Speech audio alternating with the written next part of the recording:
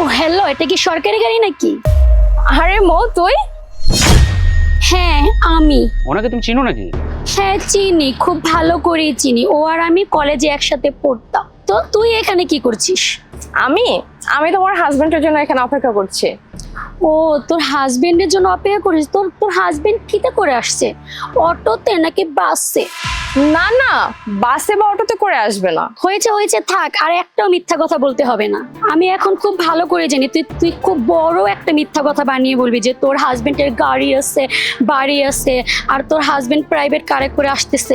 আসলে এগুলো কোনো কিছুই নেই, কারণ তোকে দেখেই বোঝা যাচ্ছে যে তোর একটা ছোট লোক বা কোনো অফিসের দারোয়ানের সাথে বিয়ে হয়েছে। আচ্ছা মো, আমি তোর সাথে কেন মিথ্যা কথা বলতে যাব তুই একটু বল আমাকে। তুই না আগে আমার গাড়ির সামনে থেকে সর, কারণ এত বড় গাড়িতে যদি স্কেচ পড়ে না, তাহলে তুই আমাকে এটা ঠিক করার জন্য টাকা দিতে পারবি না, কারণ তোর কাছে এত টাকা পয়সা নেই। মো, তোর সাথে আমার এতদিন পরে দেখা হয়েছে, কোথায় তুই আমার সাথে ভালো দুটো কথা বলবি তা না, তুই আমার সাথে দুর্ব্যবহার করেই যাচ্ছিস। বাই দ্য ওয়ে, তুই নতুন গাড়ি কিনেছিস, সেজন্য কংগ্রাচুলেশন। থ্যাঙ্কস, বাট আমি জানি তোদের না এরকম গাড়ি কেনার সামর্থ্য নেই। আর by the way, meet my will be husband Sabuj Khan. আর এই গাড়িটার দাম কত জানিস? 50 লক্ষ টাকা। জীবনে এরকম গাড়ি চোখে দেখেছিস? আর তোরা তো জীবনে কোনোদিন এই গাড়ি কিনতে পারবি না, শুধু দেখেই আফসোস করবি। হ্যাঁ ঠিক বলেছিস, গাড়িটা কিন্তু তোর বেশ সুন্দর। সবুজ জানো, ও আর আমি যখন একসাথে কলেজে পড়তাম না, সবাই না শুধু ওকে দেখতো, আমাকে না কেউ দেখতোই না, আমাকে কেউ পাত্তাই দিত না, সবাই শুধু ওর পিছে পিছে ঘুরতো। মানে ও ছিল ভাইরাল পারসন, ওর হেয়ার স্টাইল, ওর কথা বলার স্টাইল, ওর ড্রেস আপ, সবাই এগুলা দেখে ওর পিছে পিছে ঘুরতো। আর এখন দেখো ওর কি অবস্থা হয়েছে, রাস্তায় কিভাবে একটা সস্তা শাড়ি পরে দাঁড়িয়ে আছে।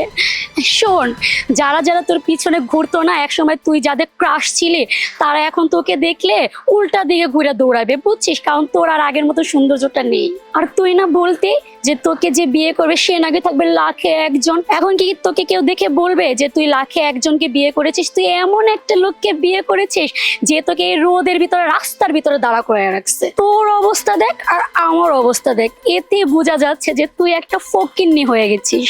আর শোন, তোকে তোর হাজবেন্ড কতটা যে ভালোবাসে তা আমার এখন তোর এই অবস্থা দেখে বোঝা হয়ে গেছে। আরে ভালোবাসা নিয়ে কেন কথা বলতে যাব বল? ভালোবাসা নিয়ে কারা কথা বলে জানিস? যাদের জীবনে ভালোবাসার খুব অভাব।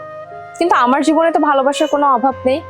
আমি যাকে আমার জীবনে জীবনসঙ্গী হিসেবে পেয়েছি না, তাতে আলহামদুলিল্লাহ। সে আমাকে প্রচুর ভালোবাসে, আমার খুব যত্ন করে, কেয়ার করে, সবসময় আমার দিকে তার নজর থাকে। তাই এক্সট্রা ভাবে ভালোবাসা নিয়ে কাউকে বলার আমার কোনো কিছু নেই। আর তাছাড়া যারা আমাকে দেখে তারা বুঝেই যায় আমি কতটা ভালো আছি, আমার হাজবেন্ড আমাকে কতটা ভালোবাসে, আর আমি কতটা সুখী। হয়েছে হয়েছে, তোর আর এত বড় বড় লেকচার দেওয়া লাগবে না। এখন হয়তো তুই বলবি তোর হাজবেন্ডের আমাদের মতন গাড়ি আছে, বাড়ি আছে, ব্যাংক ব্যালেন্স আছে, আসলে তো কোনো কিছু নাই। তো এত বড় বড় লেকচার তুই আমার সাথে আর দিস না, ঠিক আছে? আর শোন, তোর এই অবস্থা দেখে না আমার খুব শান্তি লাগতেছে, কারণ আমি তোকে কলেজ লাইফ থেকে খুব জেলাস ফিল করতাম, এখন তোকে দেখে আমার খুব ভালো লাগতেছে, বিশ্বাস কর। কি বলছো? এইটা তোমার বান্ধবী? ও মাই গড, এরকম খ্যাত একটা বান্ধবী তোমার হতে পারে? আর তুমি কোথায়, আর তোমার বান্ধবী কোথায়? কি বললি মৌ তুই? তুই কলেজে থাকাকালীন অবস্থায় আমাকে জেলাস করতি, আমাকে হিংসা করতে, আমাকে দেখতে পারতি না? ও মাই গড! অথচ আমি তোকে আমার জীবনের সেরা বন্ধুটি ভাবতাম, ভাবতাম তুই আমার বেস্ট ফ্রেন্ড, তোর উপর আমার লাইফে আর কেউ নেই। অথচ তুই তলে তলে আমাকে হিংসা করতি, আমি কখনো জানতেই পারিনি। হায় আল্লাহ! আর আর আমি তোকে নিয়ে কত বড় বড় কথা বলতাম। যাক, অন্তত এটা ভালো হলো তোর সাথে আজকে আমার দেখা হয়ে আমি ক্লিয়ার হলাম যে তুই আসলে আমার বেস্ট ফ্রেন্ড না, আর আমি তোকে বেস্ট ফ্রেন্ডই ভেবে যেতাম। আর কি বললি, কলেজে থাকাকালীন অবস্থায় যে সমস্ত ছেলে আমার উপর ক্রাশ খেয়েছিল, আমার পিছন পিছন ঘুরেছিল, তারা এখন আমাকে দেখে উল্টা পথে দৌড়াবে, আমাকে দেখে ইগনোর করবে, আমাকে আর পছন্দ করবে না? কেন? আমার কি এমন হয়েছে? আমি তো ঠিক আগের মতোই আছি। আমি একটা শাড়ি পরেছি দেখে আমার লোক খুব খারাপ হয়ে গেছে, তাই না? শোন, একটা কথা মাথায় রাখবি, আমার কিন্তু এখন বিয়ে হয়ে গেছে, আমি অন্যের স্ত্রী। আমার শ্বশুর বাড়ির লোকজন, আমার হাজবেন্ড যেভাবে চাইবে ঠিক সেইভাবেই আমার চলতে হবে। তারা যদি চায় আমি ওয়েস্টার্ন পরবো, তারা যদি চায় আমি শাড়ি পরবো।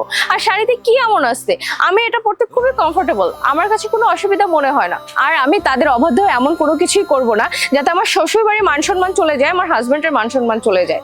আচ্ছা, তোর হাজবেন্ড কয়টা কি? হ্যাঁ, নিশ্চয়ই কোনো অফিসে জব করে। আর কত, হয়তো বা 15 থেকে 20,000 টাকা স্যালারি পায়, তাই না? আর আমার বয়ফ্রেন্ড কি করে জানিস? তার পার ডে ইনকাম আছে 1 লক্ষ টাকা। আর এখন তুই হিসাব করে দেখ যে তার মান্থলি বেতন কত হয়। আর শোন, তোকে আর একটা সুখবর দিচ্ছি, এরকম গাড়ি না আমাদের 10-12টা আছে, আর সামনের মাসে আরো কয়েকটা গাড়ি কিনবো, বুঝতে পেরেছিস? ও তো একটু কম বলছে, মাসে 30 লক্ষ টাকা। এটা ঠিক আছে, এটা আমার স্যালারি। আর এক্সট্রা ইনকাম প্রায় মাসে 60 থেকে 70 লক্ষ টাকা। বাহ, তাহলে তো খুবই ভালো। তোর বয়ফ্রেন্ডের তো মার্শাল্লাহ ভালো ইনকাম। তাহলে একটা কাজ কর, তোরা বিয়ে করে ফেল, কারণ তোরা একে অপরকে খুব ভালোবাসিস, তাই বিয়ে করে নেওয়াটাই উচিত। তাতে তোরা খুব ভালো থাকবি। কলেজ লাইফে আমি একটা কথা বলতাম না, যে আমি কোনো প্রেমের মধ্যে নাই, ডিরেক্ট বিয়ে করব। কারণ প্রেম করে সময় অপচয় করার মতো মেয়ে আমি না। তাই তোদেরকেও বলছি, তোরা বিয়ে করে ফেল, তাতে তোরা ভালো থাকবি। এই শোন, বিয়ে করবো না না করবো এটা সম্পূর্ণ আমার ব্যক্তিগত ব্যাপার। তুই এত কথা বলিস না, হ্যাঁ, এত বড় বড় লেকচার দিস না আমাকে। আর শোন, তুই বিয়ে করে তোর কি অবস্থা হয়েছে, সবাই না তোর উপরে ক্রাশ ছিল, তুই হ্যান হবি ত্যান হবি, এখন দেখ তোর কি ফকিন্নি মার্কা অবস্থা। শোন, যারা একসময় তোর পিছে ঘুরতো না, তারা এখন তোর এই গেটআপ দেখে উল্টা পিছে দৌড় দিবে, বুঝছস? আর শোন, তোকে একটা কথা বলি, কলেজ লাইফ থেকে না তোর প্রতি আমার খুব হিংসা হতো, কারণ সব ছেলেরা শুধু তোর পিছে পিছে ঘুরতো, আমাকে কেউ পাত্তাই দিত না, কারণ আমি তোর মতো সুন্দর ছিলাম না। কিন্তু এখন দেখ, তুই এত সুন্দরী হয়ে কি হয়েছে, আজকে তোর অবস্থা দেখেছিস? তোর দিকে না আমার মনে হচ্ছে রাস্তায় একটা কুত্তাও তাকাবে না। অবশ্য কি জানিস, কিছুক্ষণ আগেও না তোকে দেখে আমার খারাপ লাগছিল, কিন্তু এখন মনে হচ্ছে তুই যদি কলেজে থাকাকালীন অবস্থায় আমাকে হিংসা না করে পড়াশোনায় মন দিতি, তাহলে ওয়েল এস্টাবলিশড হতি, আর নিজের টাকায় নিজে চলতে পারতি। অন্তত পক্ষে অন্যের টাকায় নির্ভর হয়ে নিজের জীবন কাটাতে হতো না। তুই তো নিজের বলতে কোনো কিছুই রাখিসনি, নিজের বলতে কোনো কিছুই নাই। যা কিছু দেখাচ্ছিস সবকিছু তোর বয়ফ্রেন্ডের, তোর নিজের কি আছে? তুই তো নিজেই অন্যের টাকায় চলিস। আর তুই আমার হাজবেন্ডকে নিয়ে কথা বলছিস, তুই আমার হাজবেন্ড সম্পর্কে জানিস? আমার হাজবেন্ডের কথা না হলে বাদই দিলাম, তুই আমার ড্রেস আপ নিয়ে কথা বলছিস। কি এমন খারাপ ড্রেস আমি পরেছি? আমি তো শাড়ি পরেছি। শাড়ি কি এমন খারাপ জিনিস? শাড়ি হচ্ছে বাংলার ঐতিহ্য, সাংস্কৃতিক। আর তুই কিনা বাংলার সংস্কৃতির ঐতিহ্য নিয়ে কথা বলেছিস? তুই কি পরে আছিস? তুই তো ওয়েস্টার্ন ড্রেস পরে আছিস। কি ভাবছিস ওয়েস্টার্ন ড্রেস পরলে তোকে সুন্দর লাগবে? সুন্দর কখন লাগে জানিস? যখন একটা মানুষের মন সুন্দর, তখনই একটা মানুষকে সুন্দর লাগে, বুঝতে পেরেছিস? আর একটা কথা বলি, এরকম শাড়ি পরলেই না মানুষ সস্তা হয়ে যায় না, আর এরকম সুন্দর ড্রেস পরলেই মানুষ সুন্দর হয়ে যায় না, যদি মনটাকে ঠিকঠাক ভাবে সুন্দর না রাখতে পারে।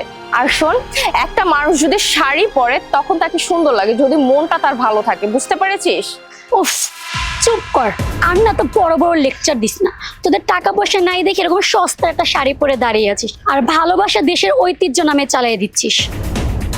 আর শোন, আমি না সবকিছু বুঝি, তোর যদি এত টাকা পয়সা থাকতো না, তাহলে তোর চলাফেরা অন্যরকম থাকতো, আমাদের মতো থাকতো, বুঝতে পেরেছিস? এই, তোকে না আমি বললাম আমি শাড়ি পরি নিজের পছন্দ অনুযায়ী, বুঝতে পেরেছিস? আমার পরতে ভালো লাগে তাই পরি, কিন্তু তুই বারবার আমাকে ছোট করেই যাচ্ছিস। আর শোন, আমার হাজবেন্ড এমন একজন মানুষ, আমার হাজবেন্ড কি করে সেটা যদি শুনিস না, তাহলে তোর পা থেকে মাটিটা সরেও যেতে পারে, বুঝতে পেরেছিস? আর শোন, আমি না পোশাক পরে আমার পছন্দ অনুযায়ী, আমার হাজবেন্ড আমাকে জোর করে না।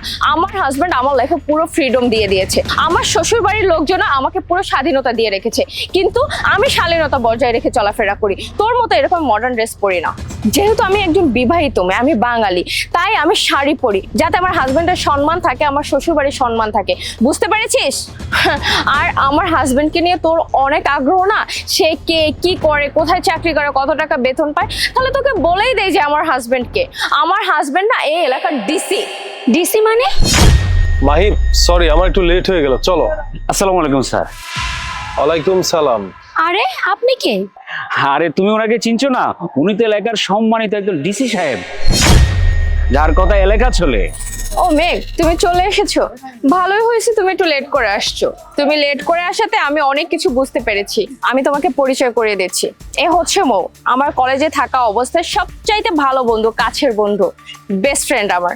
তুমি হয়তো এতক্ষণে দেখে বুঝতেই পেরেছো এখানে কি হচ্ছিল বা কি হচ্ছে।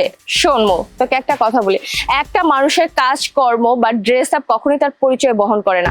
একটা মানুষ শাড়ি পরতেই পারে, একটা মানুষ নর্মাল ভাবে চলাফেরা করতেই পারে, এটা তার কমফোর্টেবল, সে যেভাবে কমফোর্ট ফিল করবে সে ঠিক সেইভাবেই চলাফেরা করবে। তাই বলে যে তাকে তুচ্ছ তাচ্ছিল্য করতে হবে, এটার কিন্তু কোনো মানেই আসে না। শোন, নিজেকে বদলা, মানুষকে মানুষ ভাবতে শুরু কর, সবাইকে না এত অহংকার দেখে বেড়াস না। টাকার গরম আজ আছে কালকে নাও থাকতে পারে, কিন্তু একটা বন্ধুত্ব, একটা সম্পর্ক না আজীবন থাকবে। দেখবি বিপদে পড়লে ওই সম্পর্কগুলো এসে তোর সামনে দাঁড়াবে। টাকা অনেক সময় না বিপদ কাটায় না, টাকা সবসময় সাথেও থাকে না। তাই তোকে একটা কথা বলি, মানুষকে একটু সম্মান কর, তুই নিজেও সম্মান পাবি আর অনেক ভালো থাকবি। তাছাড়া তুই যে টাকার গরম দেখিয়ে যাচ্ছিস আমার সাথে, সেটা কিন্তু তোর ইনকামের টাকা না, বা তোর একান্ত নিজের টাকা না, সেটা কিন্তু তোর বয়ফ্রেন্ডের টাকা। আজকে যদি তোর বয়ফ্রেন্ড তোকে ফেলে চলে যায় না, তোর কিন্তু নিজে বলতে কোনো কিছুই থাকবে না। তাই আগে নিজে ইনকাম কর, নিজের স্থান শক্ত কর, তারপর অহংকার করা শুরু কর। তখন না হয় মানা যাবে যে তোর নিজের বলতে অনেক কিছু আছে, তাই তুই অহংকার করছিস। আচ্ছা, এটা তোমার বান্ধবী, তোমার কথা শুনে বুঝতে পারলাম যে তোমার বান্ধবী তোমাকে অনেক তুচ্ছ তাচ্ছিল্য করছে। সত্যি বলতে কি জানেন, মাহি খুব সহজ সরল জীবনযাপন পছন্দ করে। মাহির মধ্যে কোনো অহংকার নেই। ও চাইলে প্রতিদিন অনেক কিছুই খরচ করতে পারে, কিন্তু সেটাও করে না, কারণ অপচয় করা ভালো না। এনিওয়ে মাহি, চলো। আসি, ভালো থাকবি। নেক্সট চলো। ভালো থাকবেন। মৌ